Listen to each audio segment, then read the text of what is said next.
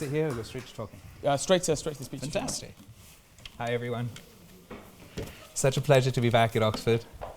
So I'm going to go with sort of standard Oxford tutorial style, where I read out my essay, and then I'll expose myself to grilling questions from everyone in the room.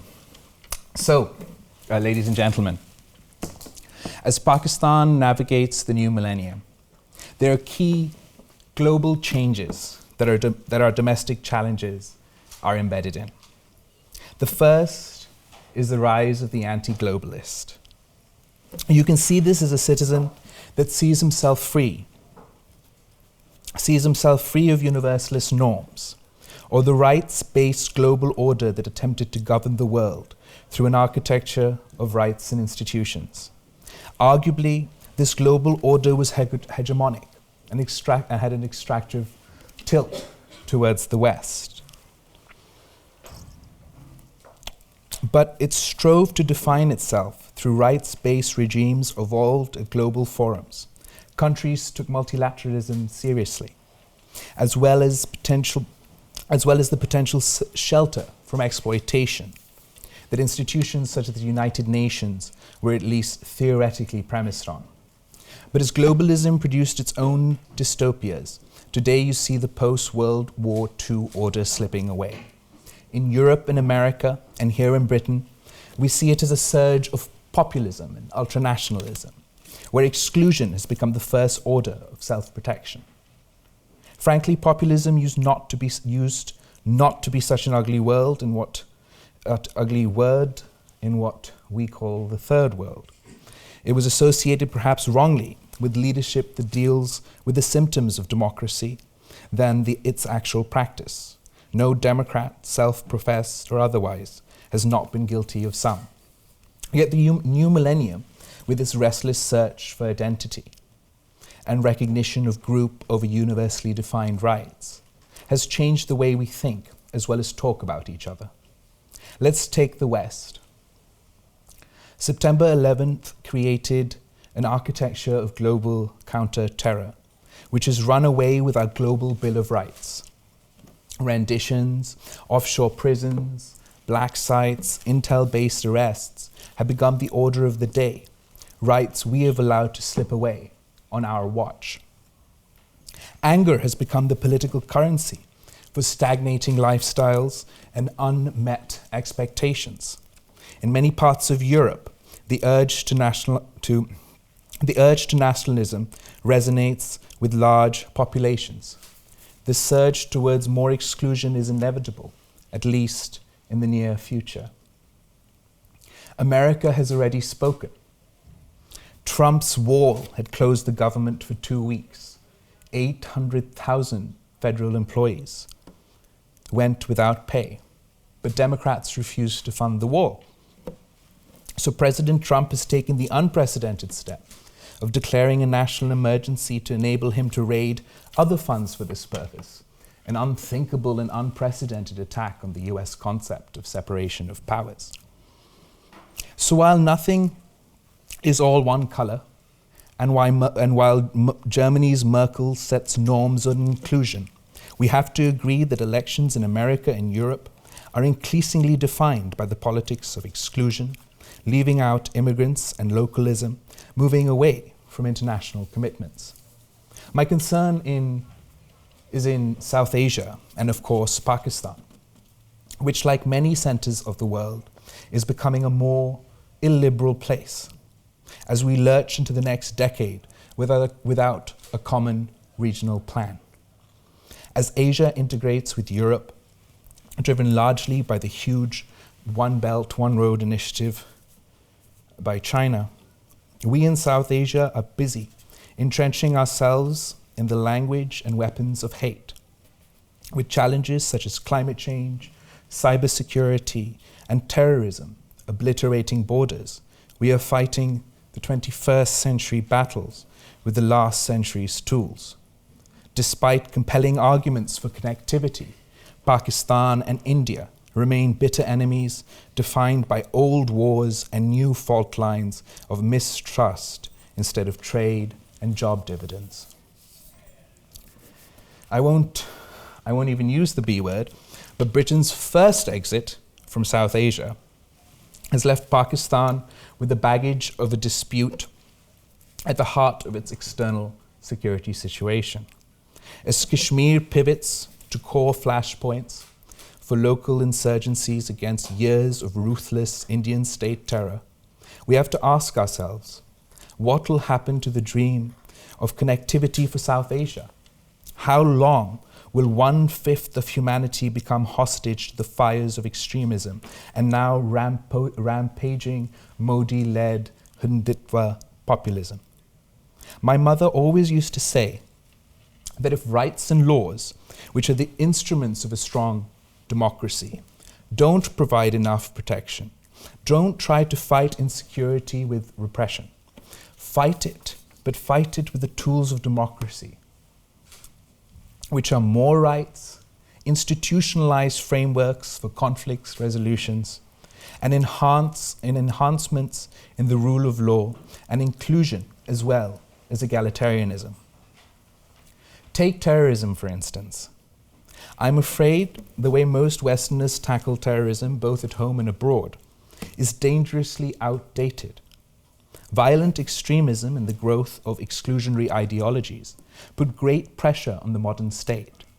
Yet it is also clear that kinetic or single-state solutions will never halt the tide. The modern terrorist finds inspiration in gradations of injustice amidst a search for identity. The misuse of religion or loss of community in fragile states in the Middle East, Eurasia, or sub-Saharan Africa is only one part of the picture. In both scale and intensity, violent extremism has undeniably become the single largest challenge to many of our societies. In Pakistan, the tug of war between moderation versus extremism has become a significant fault line. We now find ourselves in the trenches in the battle of ideas that violent extremism and terrorism have become. To our peril, this is a problem we often overlook in Pakistan. At the same time, this is not an existential or state identity crisis. In my view, neither is this a permanent condition. Pakistan votes in non-religious political parties, by and large, which, if empowered over time, can and must reverse the advances that the extremist idiom and militant muscle has made. None of these parties, I warn, none of these parties must fall hostage to the temptations of authoritarianism or an illiberal democratic system. Pakistan has no shortage of commitment in the efforts against extremism, militancy, and terrorism. It is impossible to open all fronts at one time, especially given the conflict in Afghanistan consistently spilling over into Pakistan, both 20 years ago and once again today. So this is a capacity issue as much as a sequencing challenge. And we often feel we are fighting this long battle with one hand tied behind our backs. At the same time, I agree that we must put our shoulder to the wheel of fighting exclusion on a much broader basis than we do today. Terrorism can no longer be fought as a military or kinetic battle alone. It cannot ignore extremism, intolerance, hate, and the crisis at the heart of capitalism that we are all experiencing. No country can call itself democratic and progressive if it leaves millions behind without a promise of a socially responsible state. There was growing public recoil from extremism, especially after my mother's assassination and all the military and civilian lives lost to it.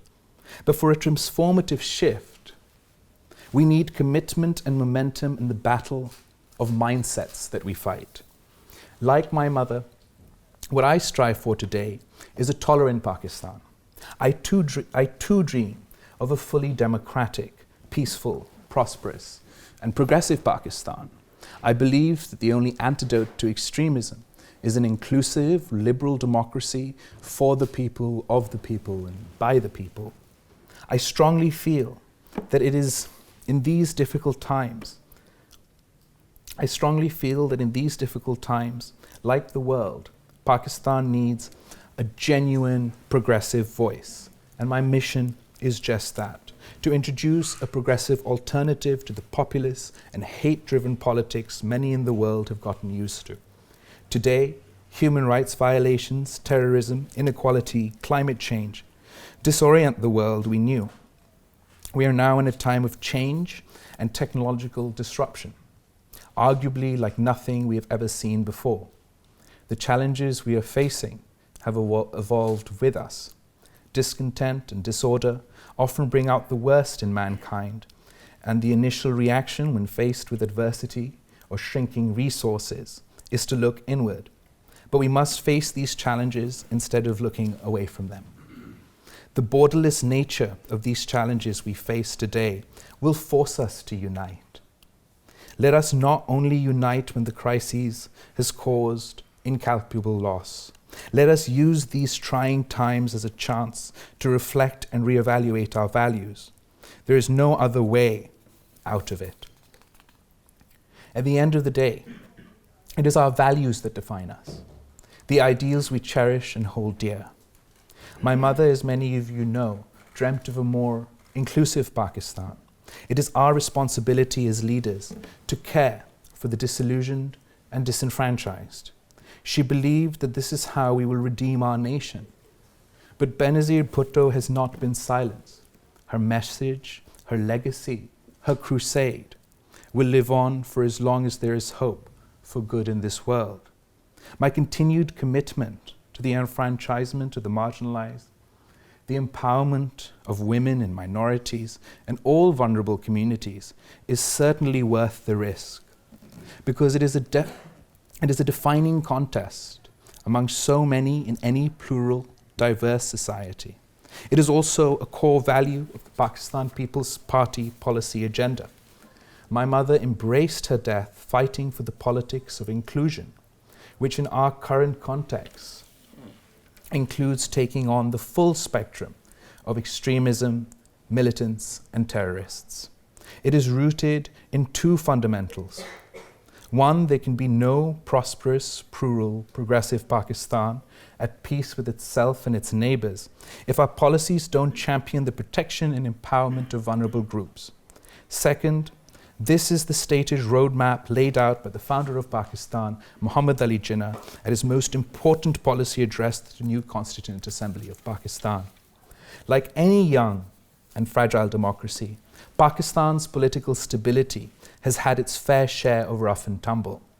The Pakistan People's Party has always been the vanguard of progressive politics rooted by people's mandate.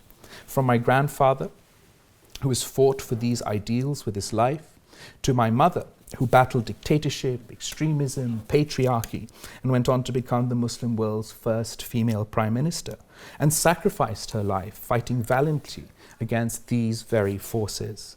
To my father, who was the first president in Pakistan's history, first civilian president in Pakistan's history, to complete a full term and oversee our country's first constitutional transfer of power from one civilian government to another. 2013 was a momentous year for Pakistan's democratic history. And the Pakistan People's Party, true to its ideology, made it possible. More than its significance on a truly grander scale, it restored hope for a truly democratic government in every Pakistani who has lived through dictatorships and suppressions, and in every young Pakistani looking forward to flourish in a peaceful and stable country. We have a long way to go, and it's easy to dismiss Pakistan as a state stuck in a low-growth loop. But that is also to dismiss the agency and resolve of the Pakistani people. We cannot rewrite the wrongs of the past, but we must look forward, not backward, if we are to triumph over the challenges that threaten our very existence today. How do we do that in this age of exclusion, when freedoms once taken for granted stand at risk of being reversed? A nation's strength stems from the strength of its institutions and the stake its citizens have in its prosperity. while fighting a full-fledged war against the forces of terrorism and extremism, and coping with millions of dislocated and displaced persons, both from natural disasters and ongoing military operations within Pakistan and from Afghanistan, we've made significant strides in strengthening our federation.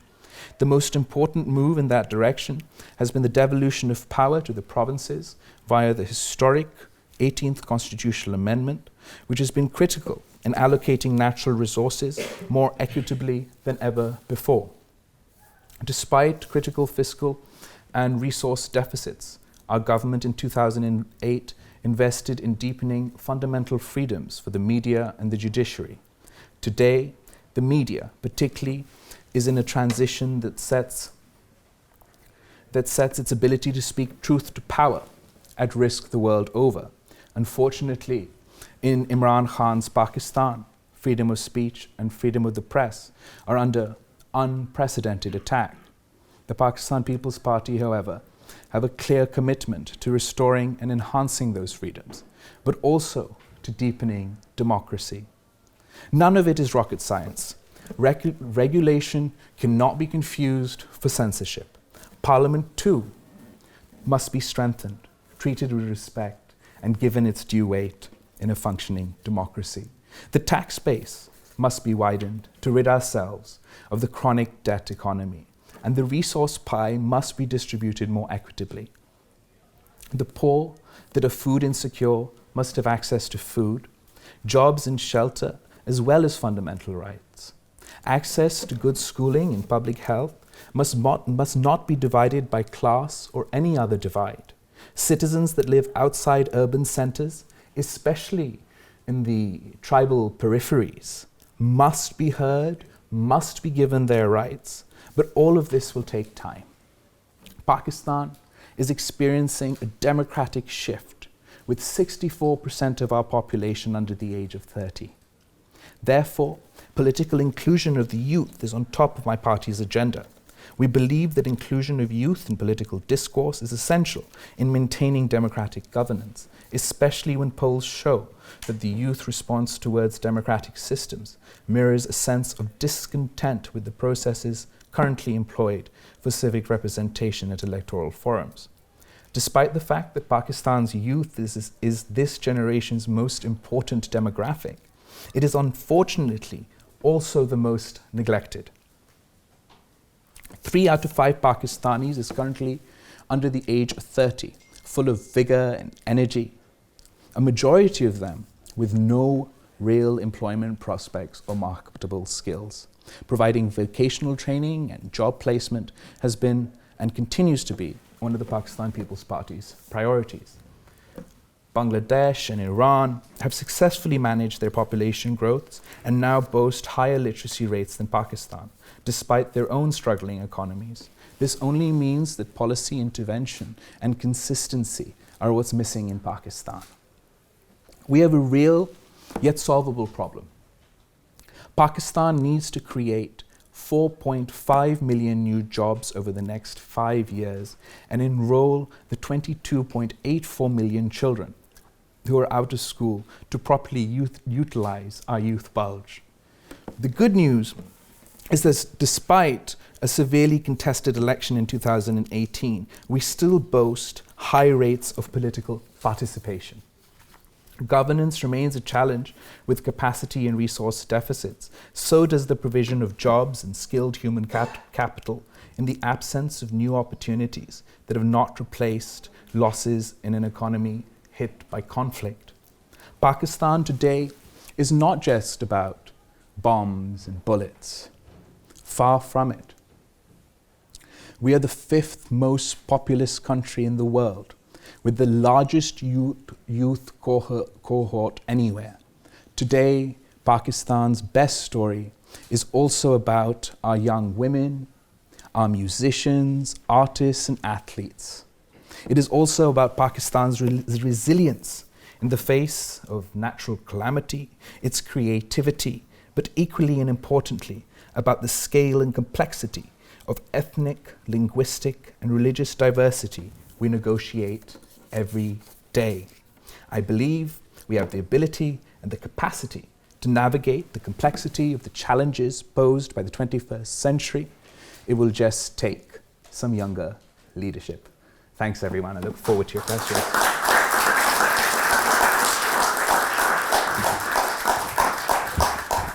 Thank you very much for that speech. I thought it was incredibly poignant. And I wanted to pick up kind of where you left off. And you're saying that you want the PPP to be the alternative to the populist, dangerous politics of today.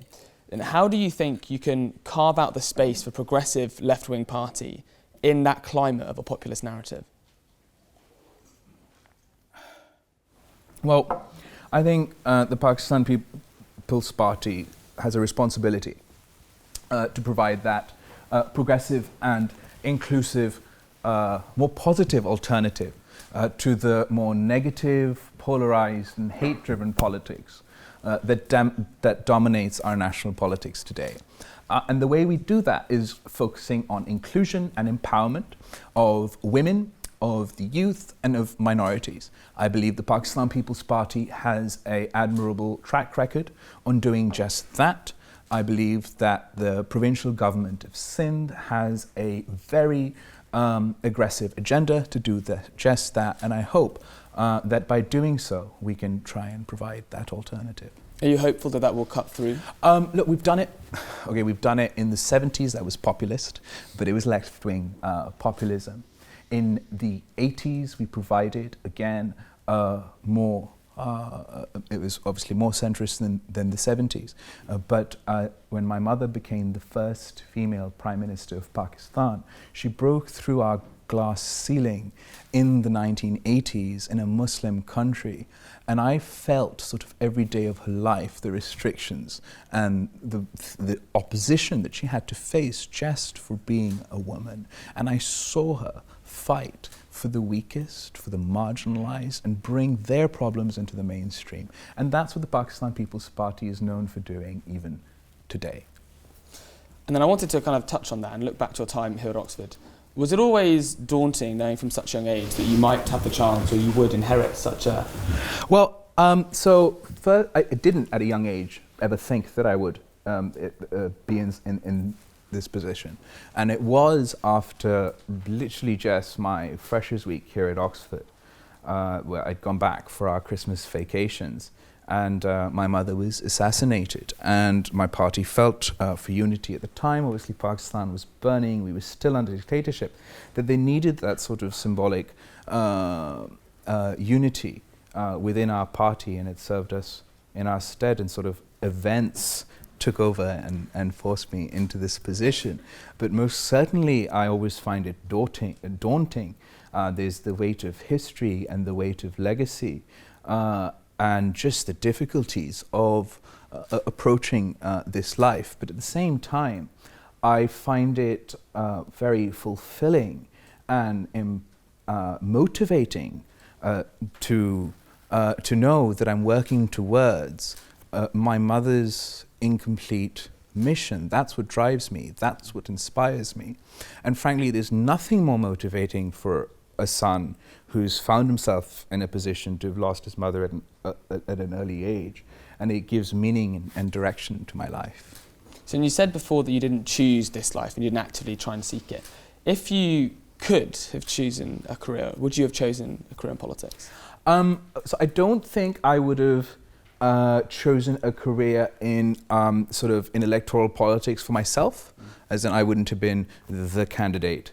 But I probably would have very much been interested in organising, in policy, in human rights and other aspects that I just sort of were generally interested in beforehand.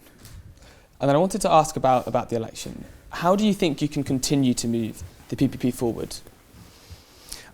So I think that as we discussed earlier, it is important for us to have a progressive alternative. Whether you agree or not, I do want to provide voice to that narrative and that ideology within my country, and I fundamentally believe that that is the way forward. And the Pakistan People's Party is going to have to work very hard. We were at 30 seats in the 2013 elections. We've gone to more than 50 seats now after the 2018 elections. I'm not going to get into sort of discrepancies and allegations of how the elections went, but at the end of the day, we will have to work very hard to reclaim that space, and that's what I'm committed to. So what lessons could you and the party learn from last year's election? I think we need to be more prepared for less equal playing fields.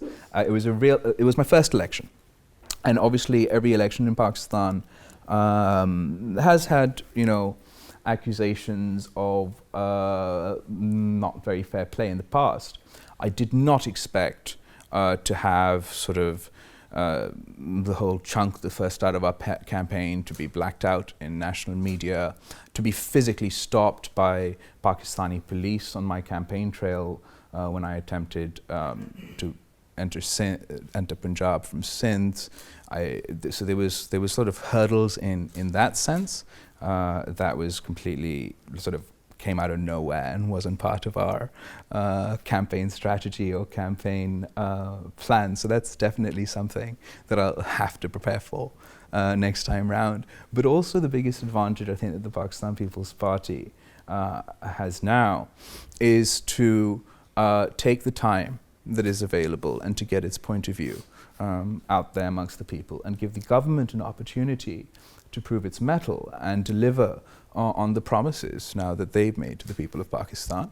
I would argue they haven't so far, and they probably argue they've been trying their best, but this is the opportunity for the Pakistan People's Party to now show that contrast. Do you think before the next election there's any hope that there will be a move to embracing more democratic freedoms? Well, I think that I want to sort of emphasize that the fact that we've had these 3 elections and we've had peaceful transfer of power from one civilian government to another, no matter how controversial one feels the last elections were, is a huge and significant victory for Pakistan. It is a major achievement for our young democracy.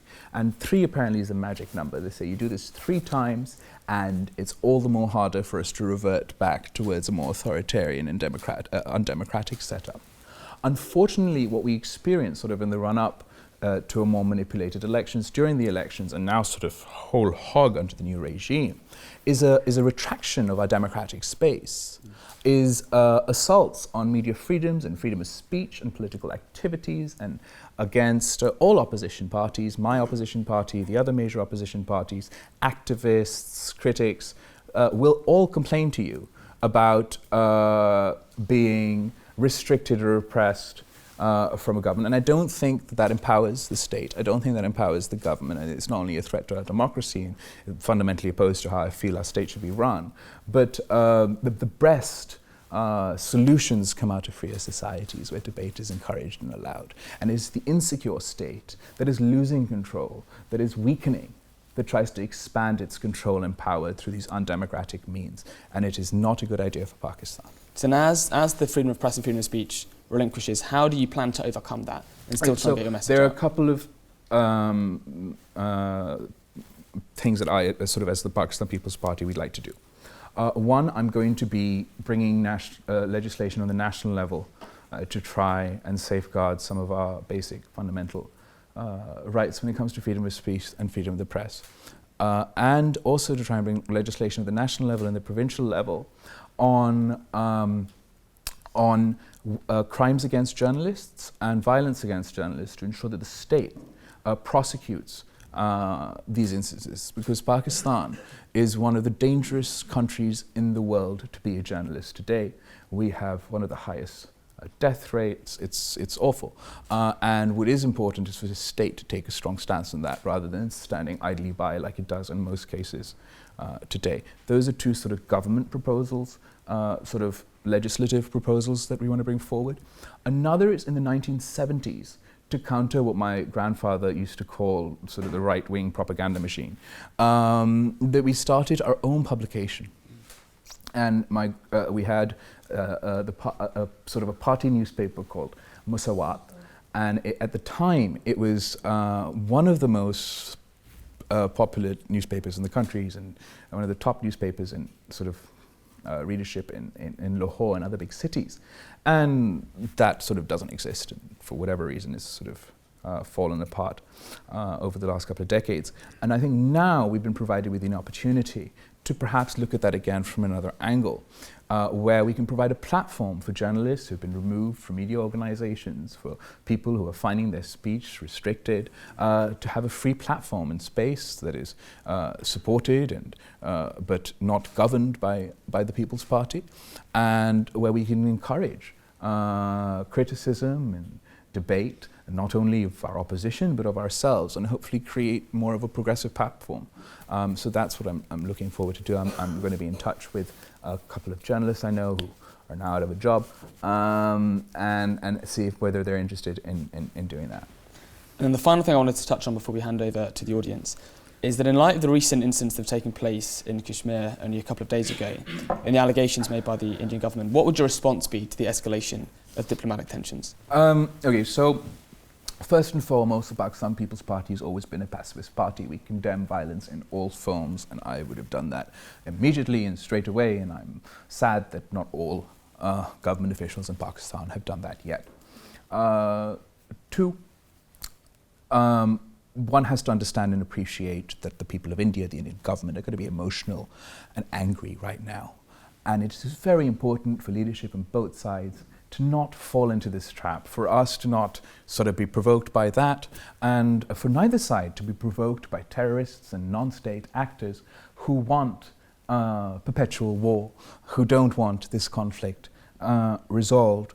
But at the same time, I would find it very important to emphasize, and I emphasize now as well, that there must be a plebiscite in Kashmir. The people of Kashmir must be given the opportunity to exercise the democratic right and choose their future. And I guarantee you, you do that, you respect their decision, there will not be terrorism in Kashmir. And then my final question is that, are you worried that following India's statements that they're going to take all possible diplomatic steps to cut Pakistan off from the international community, that there will be a shift in the international community to isolate Pakistan? Look, Pakistan does not enjoy that space in the international community it once did. India can't take all the credit for that. We did that ourselves. And we are experiencing difficulties in foreign policy, and we are more isolated than we once were. But I don't think that India will be sort of successful for that, or can claim credit or responsibility for that, or even link that to the Kashmir attack. But I feel that Pakistan, for its own sake, not because the international community is telling us to, needs to take a serious look inwards and have the courage of introspection, and to correct some of the fault lines that we all agree need to be corrected, some more vocally and outright than others. But I talk privately with members of PTI and members of the Muslim League and even members of the military establishment who agree that some of these fault lines needs to be addressed. But for whatever reason, we're not there yet. Thank you. Now let's move over and take some questions from the audience. If you'd like to just wait for the microphone to be brought to you and stand up when it does. Yeah, so let's go to the hand in the back. Yeah. Hi, thank you. Thank you for coming. I think it's really admirable that the PPP under your leadership wants to be a progressive voice in Pakistan now. My question is, how does that square with your party's track record of governance in Sindh, particularly in interior Sindh, which probably has one of the worst human development indexes in the world in terms of poverty, lack of water and resources? What happened to your grandfather's legacy of anti-poverty, poverty alleviation, and helping people in situations of deprivation? Thank you. So I think that the governance propaganda that was run against the People's Party, particularly from 2008 to 2013, from all the forces, we were just transitioning from a dictatorship to a democracy, and not many people were happy about that. And they hold the Pakistan People's Party responsible for that transition. And we've had to endure a heavy amount of propaganda supported by the same elements of state who are now today repressing our media freedoms and freedom of speech. I do not agree that the Pakistan People's Party is unable to govern. I believe we govern better than the Muslim League Nawaz and PTI. I believe they sell it better, but we govern better. As far as the human index is concerned, the Millennium Development Goals, the Social Development Goals, we have challenges in Pakistan. We have particular challenges in rural Sindh and Balochistan. We've historically had those challenges, whether the People's Party has been in power or not in power. You can't spend an entire country's resources and money in the Punjab and in Lahore for its entire existence and then point to Balochistan and to Sindh and say, why are you poor? At the same time, if you see our development indexes, while they are poor over the last 10 years, in each and every sector we have improved, bar for one, and that one is very alarming, and that is on malnutrition. The sort of public face of that is Sindh and is Thar, but actually all of Pakistan has the worst figures for malnutrition, infant mortality rate, maternal mortality rate in the world. We're worse than Nigeria. And though the public perception in Pakistan is that's in Sindh and that's in Thar, in fact, Tharparkar and Sindh have reduced the maternal mortality rate by 50% in the last 5 years. That's the governance success of the Pakistan People's Party.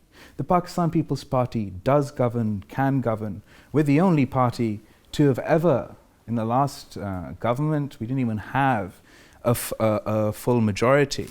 But we passed historic constitutional amendments, took out the dictatorial and authoritarian powers from our constitution.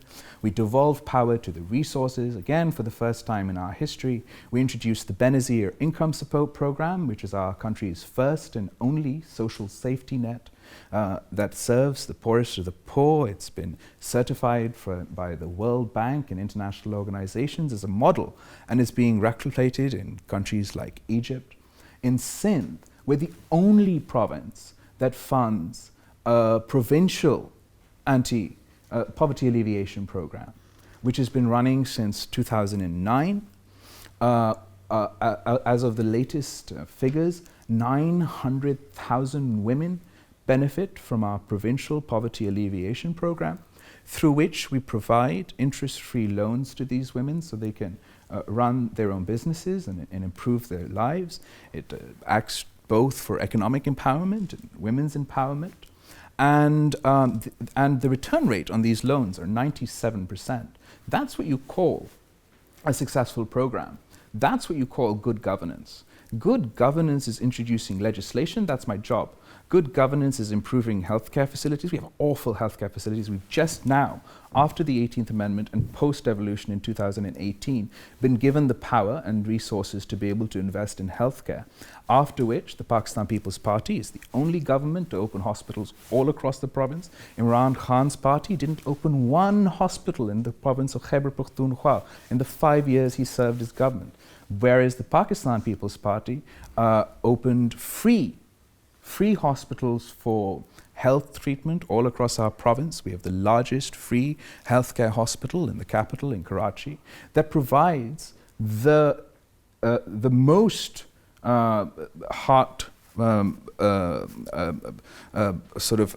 surgeries and everything in all of South Asia. And we've opened satellite hospitals for these institutions all across the province. So we're committed to working on that. So I just want to emphasize, we're good at governance, we're not good at selling. The others are good at selling, they're bad at governance. Let's take another question. Let's jump to the hand just 2 rows in front. Nori, this way. Guy in the green. Hi, thank you for your time. So there's often this saying in Pakistan that the politicians don't want the poor to be educated, and so it's easier to control them. So what are your views on that? And secondly, what is the PPP doing to increase the education rates within, especially the rural areas in Pakistan? Thank you. Okay, so politicians in Pakistan, my party or any other party, are consistently demonized and undermined by our permanent state. And the reason that is they don't want civilian supremacy in Pakistan. They don't want democratic institutions to develop in Pakistan. I don't think that it is the politicians that don't want, I don't think anybody wants our children not to be educated, but it is the politicians who have always argued for more resources for education in Pakistan. It is other institutions that have hogged the majority of our resources to perpetuate our forever wars with India and our issues with Afghanistan. But it is the politicians who want to invest in education. It is the Pakistan People's Party government that for the first time made right and access to education a constitutional right. We are the only party, when we served in Khyber Pakhtunkhwa also, and in Sindh, to have conducted a curriculum reform. Unfortunately, our curriculum reform in Pakhtunkhwa was reversed, but we're still working on that, and with a focus towards removing some aspects that sort of in our curriculum that are exclusionary, and focusing on promoting counter-violent extremism. So there are extensive challenges. We have a particular challenge in Sindh. I'm not aware about the stats from the sort of rest of the country. We have a serious challenge in Sindh for female dropout rates for schools. That's something that we've found a challenge to try and combat that. We have a provincial program that provides stipends to the families of girls that go to school. But absolutely, education is the future. Education is where we should be investing. But it shouldn't just be investments in sort of the structure of the school. We have to be focused on what is that end product? What do we want our kids to be like when they come out of school? Do we want to continue to train generation after generation of Pakistani children to be future Muslim soldiers? Or do we want to be productive members of society and of the international community?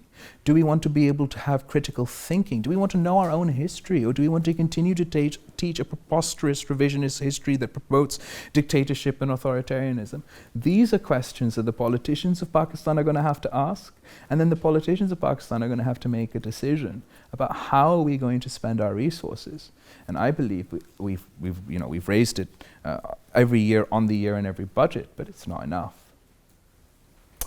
Let's jump to the hand, Yusa, in the red tie. Thank you very much. As a parliamentarian, where you rate the institution of parliament in terms of sovereignty, especially the more active forces, anti-democratic forces in Pakistan? What a good question.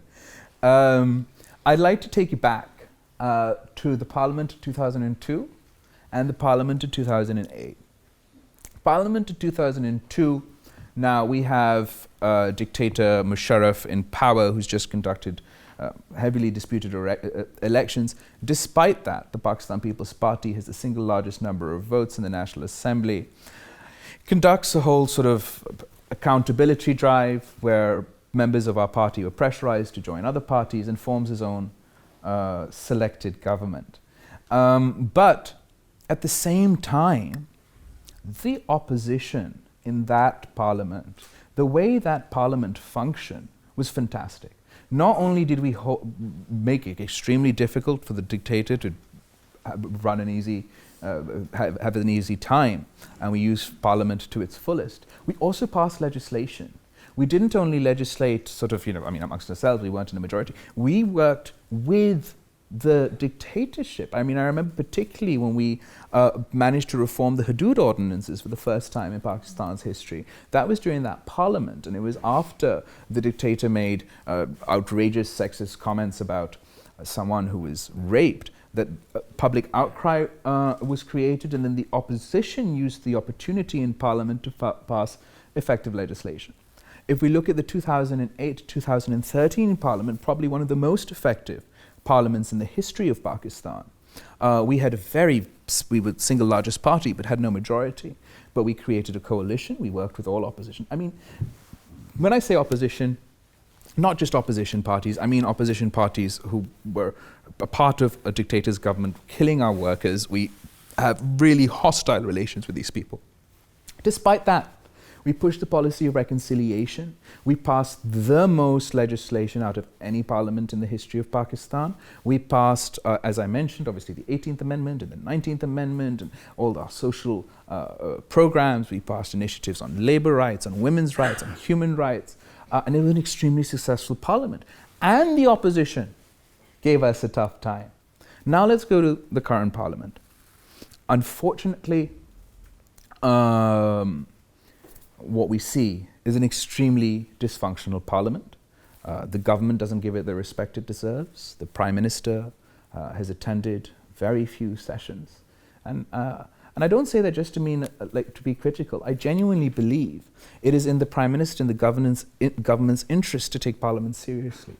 And if it's used properly, they could derive legitimacy and strength from Parliament. Unfortunately, that's not happening. It took us months to decide on committees. We are yet to pass any legislation. And it seems weak, hobbled. It doesn't get the prominence and importance it not only does it deserve, but Pakistan's future should be decided at that forum. And unfortunately, in closed-door meetings, in a very non-transparent manner, other institutions are having meetings that the people don't know about. The government are having meetings that the people don't know about. And that's where the decisions of the country is made, not on the Parliament. And that's where we're going wrong. Let's take another question. Yeah, let's come to the front row.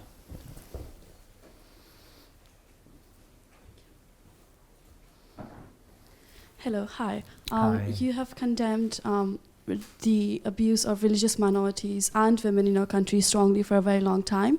But if you look at India, with the Modi government in power at the moment, Muslims have been marginalized, in not just socially, but also politically, with the kind of laws that have been, and with the kind of bills that have been passed, and with the kind of laws that have been implemented.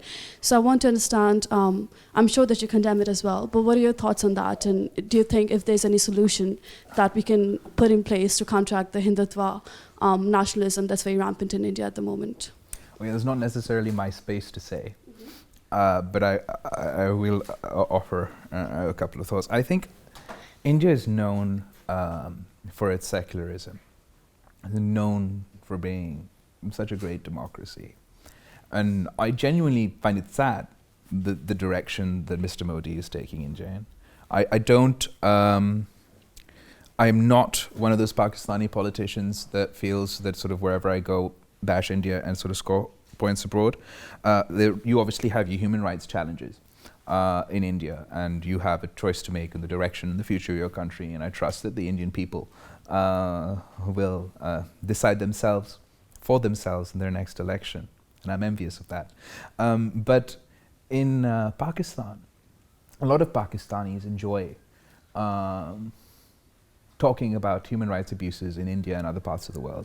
But I feel until we don't get serious in Pakistan about being a rights-based society, about ensuring and guaranteeing the human rights and the basic rights of our citizens, until we address the issues of Fatah and Balochistan and the problems that we face in Sindh and other parts of the country, we won't be in the best position to comment and criticize other countries.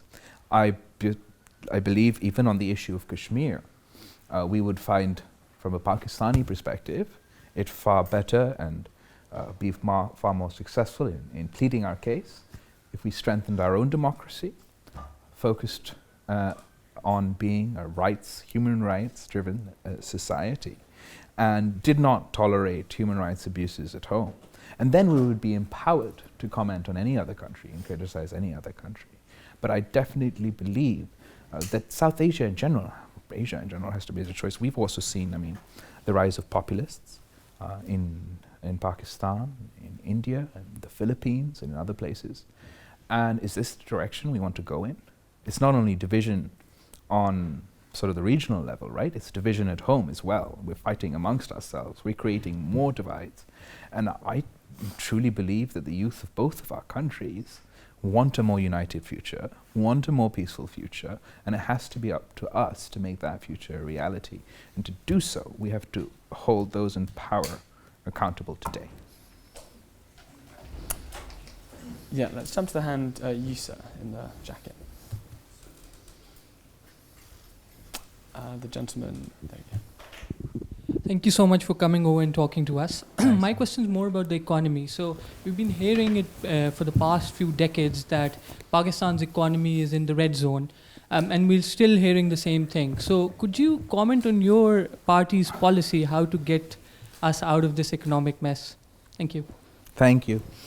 I think it comes down to two fundamental things. How we spend our resources, like how we allocate it, and then how much we generate. Unfortunately, Pakistan is always, fundamentally we need to, let's start with the other way around, we need to relook at how we allocate our resources. I don't think a country like Pakistan should be spending its resources the way it does. As far as sort of revenue collection, every government has been criticized for this. The new government is being particularly criticized for falling short on this. The Sindh government, where we're in power, has actually done pretty well on expanding our tax base consistently over the last 10 years. And I hope that we can continue that record and make the very important case on the national level that the People's Party is the only party that's actually increased its tax revenue. Every single other province is in the negative when it comes to tax revenue, and Sindh is the only one who's not only meeting our targets but superseding our targets. That's called good governance, by the way. Let's jump to the hand in the white shirt, you sir. Hi. Actually, my question is that, as you said about the health and education, according to Dawn News, the death rate in Tharwa last year was 500, and it's worse than the last 5 years. So where is your party investing in health? And second question is about education. Is I'm part of the last district of Sindh, it's Kashmir, and it very bad consists shape of, in Kashmir. yeah, there are 2 million people, and you guys Absolutely. And you know even the not given one malnutrition in university Thar. to those people. And lastly, in your budget, it was said that you have done the most of investment in Kashmir. But being living there, there's no investment. I don't believe done. that's true. We've certainly not done the most investment in Kashmir. And the maternal mortality rates and infant mortality rates are higher in Kashmir than they are in Tharparkar. Do you believe that? The Human Development Index are worse in Kashmir than they are in Tharparkar. I believe we're failing the people of Kashmir, not only as a political party and the government, but as a nation and the media. We're not emphasizing on these challenges that we face. But I'd also like to convey the challenges that we face. Because as a government, and as a provincial government, we rely heavily on the resources that are provided to us by the federal government. Constitutionally, we are due more than we are getting. Constitutionally, according to the NFC award and how finances should be allocated, we were allocated less every year of Mr. Sharif's term than we were due. And right now, in Mr. Khan's government, we're 100 billion rupees short. We've been given 100 billion rupees less. That affects not only our development budget, not only how much we can spend on health and education and combating malnutrition, it also affects salaries that we have to pay our government employees and doctors and teachers, and that's a significant challenge. Sindh has developmental issues. We have, not only in rural Sindh, in urban Sindh, we face a whole host of challenges from climate change to poverty that we're tackling with extremely, extremely limited resources.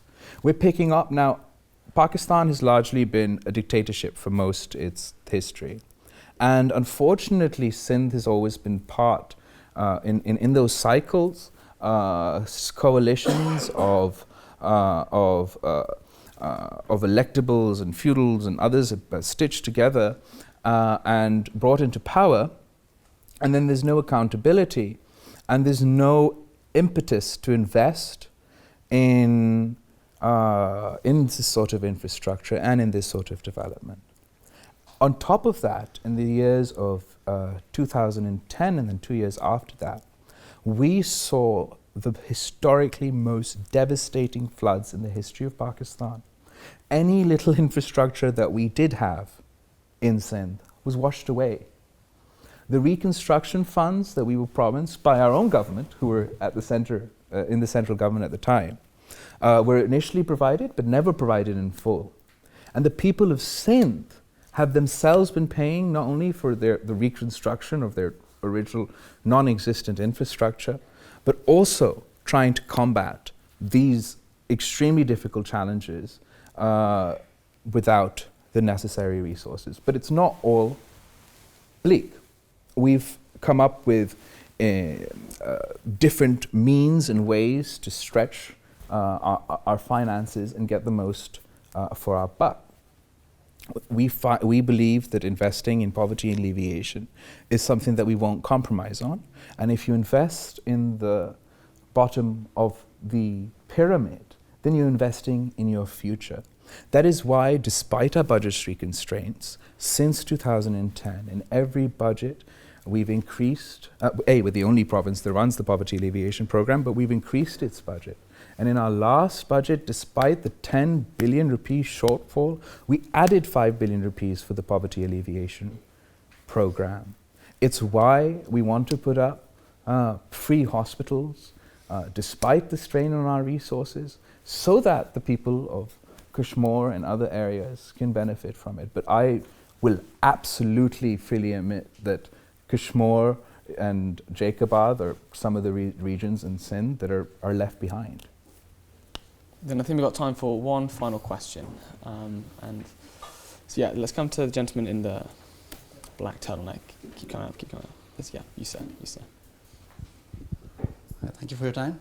Now, despite having a government in Sindh, we have seen, and which is evident from the last elections, that your party lost its support and the amount of votes decreased from what was supposed to be the stronghold of your party historically, which is Liari. May I ask you, what do you think, who is to be blamed for this amount of decrease? Okay, thank you. Obviously we face challenges, but the way that electoral manipulation took place in Liari is unprecedented. I'm not, haven't been as dramatic about it as Mr. Khan was after the last election, but it was an extreme abuse of the democratic process. My workers and supporters were picked up by paramilitary forces during the election campaign, disappeared, thrashed, beaten up, told not to work for the Pakistan People's Party. My polling agents weren't allowed access, were kicked out from polling stations. It took 3 days for us to get the results from Liari, whereas Mr. Khan and others got their results in 2 hours. Now, Liari is, it's a city seat. It's within the capital of our province. Whereas desert areas of Tharparkar, Kashmir, Sangar got their results by midnight. We, for some reason, had to wait for 3 days for the results in Liari. There's something called Form 45s. Now, the reason we in Pakistan are so aware of Form 45s is Mr. Khan protested a lot about the manipulations in the last set of our elections and made all of Pakistan's population aware that you have to have your Form 45s, which are these little slips you get from the polling booth that is supposed to have your polling agent's signature and the presiding officer's signature and the results. I have one Form 45 from Liari out of the hundreds of polling stations that were there on the day.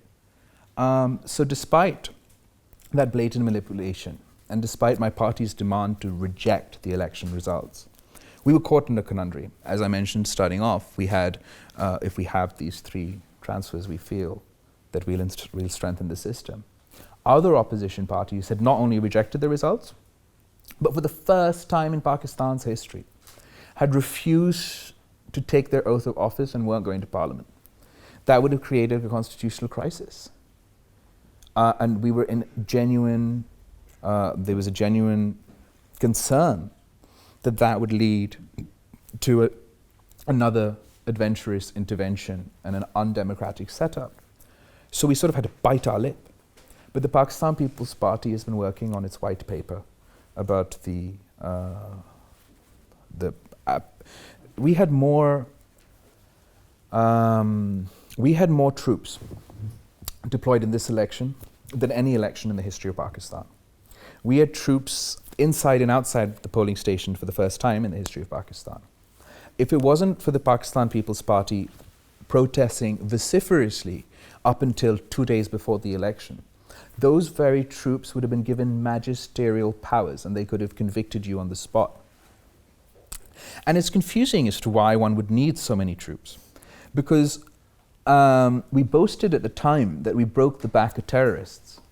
And quantitatively, the number of terrorist attacks across the country over the last 5 years had drastically decreased. The 2007 elections were far more bloody, and we had high-profile terrorist attack and casualties.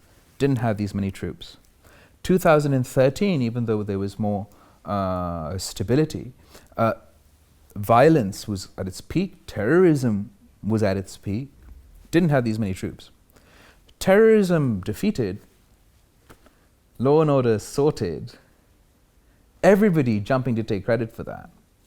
But for some reason, we had the highest number of troops. I think that it affected the credibility of our election process. I think that affected the credibility of our institution. I do not believe they should have been posted within polling stations. I think that is something they will regret and we will regret for times to come.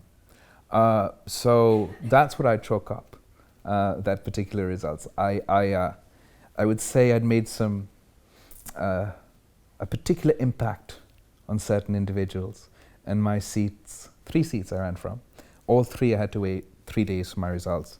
Even my home constituency of Larkana, I got more seats in Malakand, more votes in Malakand, even though still defeated over there and only had 2 Form 45s. But more seats in Malakand, more votes in Malakand than Liari for me. I don't know how much people know about Liari, but the literacy rates aren't great over there. Poverty, it's a slum area. We have challenges.